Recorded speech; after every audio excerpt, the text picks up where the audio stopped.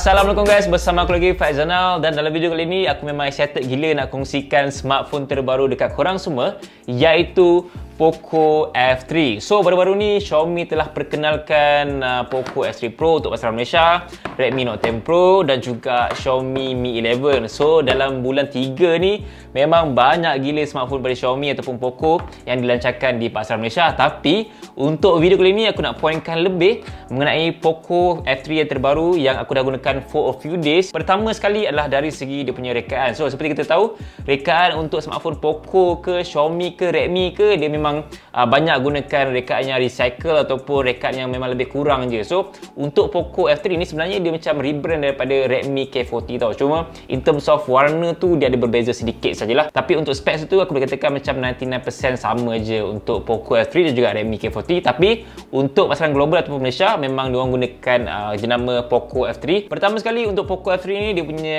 kualiti binaan menggunakan panel jenis Corning Gorilla Glass 5 pada panel belakang dengan material jenis glossy. Memang tinggalkan kesan cat jari, tapi kalau pakai casing memang tak ada isu langsung pasal benda tu. Dan frame jenis plastik bukannya aluminium, dan of course benda tu macam agak kekurangan sikit lah untuk Poco F3. Tapi memandangkan harga dia tu berpatutan, aku rasa benda tu boleh tolak tepi kot kan. Untuk bahagian skrin dia menggunakan skrin besar 6.67 inci, which is macam typical size phone-phone Xiaomi ataupun Poco sekarang ni kan, dengan panel jenis AMOLED dan juga ada refresh rate sehingga 120Hz. So untuk harga 1,300 untuk harga promo dia, korang dapat skrin AMOLED dan juga refresh rate yang tinggi. So yes, aku rasa benda tu dah mula possible lah untuk jenama Xiaomi. Tapi kalau specs yang dibagi macam ni tapi jenama lain, aku rasa tak possible lah. Macam harga dia akan lebih 1,700, 1,800 macam tu. Tapi untuk Xiaomi aku rasa spek-spek macam ni memang possible lah. Dengan bezel yang aku boleh katakan okey-okey lah. Cuma tak ada lari lagi daripada bezel pada bahagian bawah ni yang agak tebal dan juga tidak sekata dengan bahagian atas. Cuma aku rasa benda tu fine je. Nama pun dah budget flagship kan, aku rasa okey je dengan bezel yang tebal sikit je pada bahagian bawah tu. Dan untuk dia punya rekaan skrin juga menggunakan partial display. Setakat ni bila aku dah gunakan smartphone ni for a few days, aku rasa tak ada isu langsung pasal multi-touch ke. So far untuk skrin AMOLED dekat Poco F3 ni okey, aku memang tak ada nak complain langsung. Warna dia cantik, dia punya kecerahan cukup untuk indoor ataupun outdoor. So aku concern sebenarnya bab gaming lah. Kalau aku gaming tu aku takut ada multi-touch apa semua. Tapi bila aku dah main game ML, PUBG Mobile, COD Mobile, aku rasa tak ada isu pun pasal multi-touch ke, pasal skrin dia tiba-tiba terkeluar sendiri ke apa semua, memang tak ada masalah langsung. Dan seterusnya adalah dari segi prestasi. Seperti kita tahu, Poco F3 ni dia berbeza sedikit berbanding dengan Poco S3 Pro, which is Poco S3 Pro dia menggunakan chipset Snapdragon 860. So 860 ni dia macam saing-saing 855 Plus macam tu lah. Tapi untuk Poco F3 ni dia menggunakan chipset Snapdragon 870, which is atas sikit berbanding 865 Plus dan bawah sikit je berbanding 888. Dan bila aku dah cuba untuk main game, heavy gaming, aku dah buat benchmark apa semua, aku boleh katakan dia punya prestasi tu memang taruh-taruh macam 888 je. Dia tidaklah jauh sangat macam langit dengan bumi tau. Kalau korang tanya aku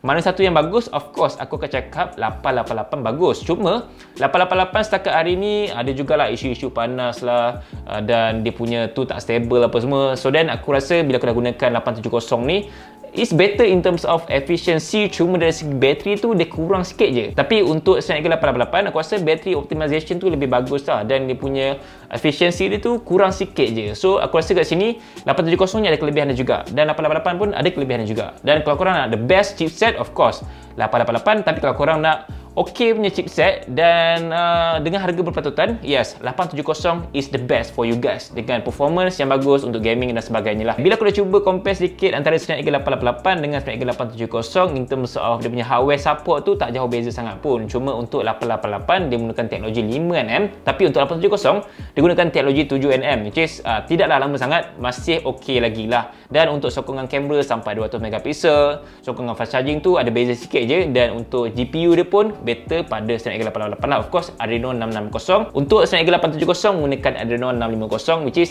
masih okey lagi. So guys, aku rasa kalau korang nak pilih antara kedua-dua tu, aku rasa kalau korang ada bajet lebih, just go for the highest, the better. But then kalau korang ada bajet takat tu je, this is the best for you guys. So ya, itu jawapan aku lah untuk prestasi. Dan untuk bateri yang ada pada Poco F3 ni, dia bagi dengan bateri sebesar 4520 mAh, which is sedikit kecil berbanding dengan Poco F3 Pro. Tapi dia punya jumlah tu beza dalam 500 mAh macam tu lah. But bagi aku okay, fine je.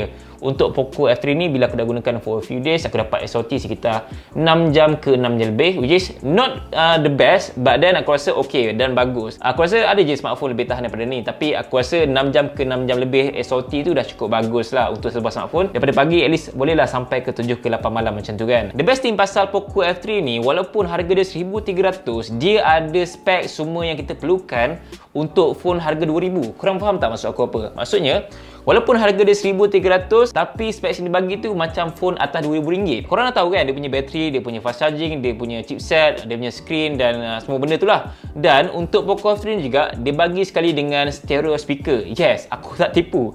Dia bagi sekali tau. Macam Poco F2 Pro sebelum ni, walaupun dia punya chipset tu macam tinggi masa tahun lepas lah kan, dan sikit AMOLED, tapi dia tak ada refresh rate yang tinggi dan juga dia punya mono speaker saja. Malangnya untuk Poco F3 ni, dia tak ada earphone jack 3.5mm. So dia buang benda tu dan dia letak stereo speaker. So ada kekurangan dan juga ada kelebihan dia, tapi itu bergantung pada kepala korang. Bagi aku, dengan tak adanya earphone jack 3.5mm, aku macam okey je. Untuk stereo speaker dia, bila aku dah cuba, aku rasa biasa-biasa lah. Tak sedap sangat, tidaklah teruk sangat. Ada di tahap yang okey, dan ada juga getaran pada bahagian panel belakang ni lebih kurang macam Poco F3 Pro ataupun Poco F3 NFC, tapi dia tidaklah teruk sangat macam Poco F3 NFC lah. Dia punya getaran pada bahagian panel belakang aku rasa just fine je. Satu lagi benda aku miss pasal dia punya rekat apa semua, untuk bahagian kanan ni dia menggunakan fingerprint dekat power button tau. Biasanya kalau kita tengok fingerprint dekat power button ni, dia punya rekaan tu macam dia ada satu kedudukan khas untuk kita letak jari supaya dia macam mudah untuk access, tapi untuk Poco F3 ni dia tak ada kedudukan untuk fingerprint scanner dekat power button. Dia just macam power button biasa korang gunakan dekat smartphone yang in display fingerprint kan. Dan aku nampak Poco buat benda tu macam lebih bagus tau, disebabkan oleh kita tak nampak macam phone ni murah sangat.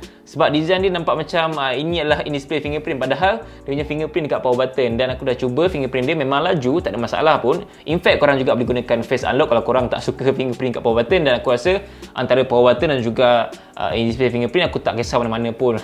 Dan yang paling penting sekali, dia kena laju lah, itu paling penting sekali. Dan biasanya memang aku akan gunakan kedua lock, face unlock dan juga fingerprint unlock untuk aku mudah dan akses kalau tangan aku kotor ke apa kan. Yang terakhir mengenai dia punya kamera, menggunakan 3 kamera 48MP kamera utama, 8MP kamera terawat dan juga 5MP kamera makro yang mampu merakam video sehingga 4K dan juga 30fps. Setakat hari ni bila aku dah cuba untuk ambil gambar indoor, outdoor, siang, malam, aku boleh katakan kamera malam dia memang teruk lah. Memang aku dah berjangka lah. Sebab untuk kamera dia, aku boleh katakan dia macam level-level mid-range lah. Dia bukannya level flagship lah. Tapi untuk kamera outdoor dia, untuk ada pencahayaan, siang apa semua, memang aku boleh puji okey untuk smartphone ni. Dia tidak bagus tapi dia okey, cantik lah juga. Untuk korang nak ambil gambar biasa-biasa tu, bolehlah gunakan kamera Poco F3 ni. Tapi kalau korang nak expect gambar tu cantik, very detail apa semua, memang tak lah. Sebab bila aku dah cuba ambil gambar, aku cuba zoom, details dia tu memang kurang. Lepas tu dia punya sharpness tu pun kurang juga. Warna tu okey lah bagi aku, tidaklah teruk sangat kan. Itu je lah antara kekurangan sedikit lah untuk Poco F3,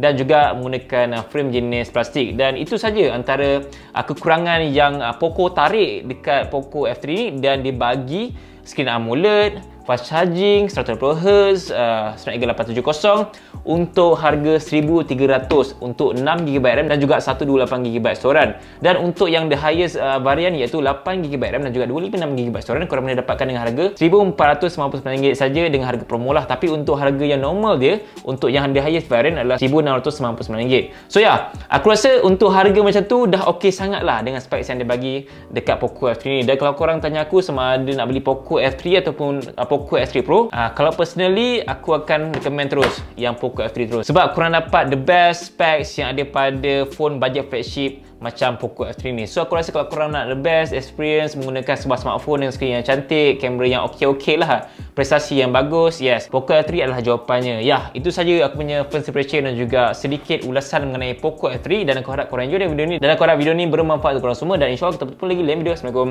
Bye. Dan macam biasa, kalau korang nak beli Poco F3 ni, aku akan letak link pembelian dekat bahagian description ataupun dekat komen, okey? Beli kat sana nanti.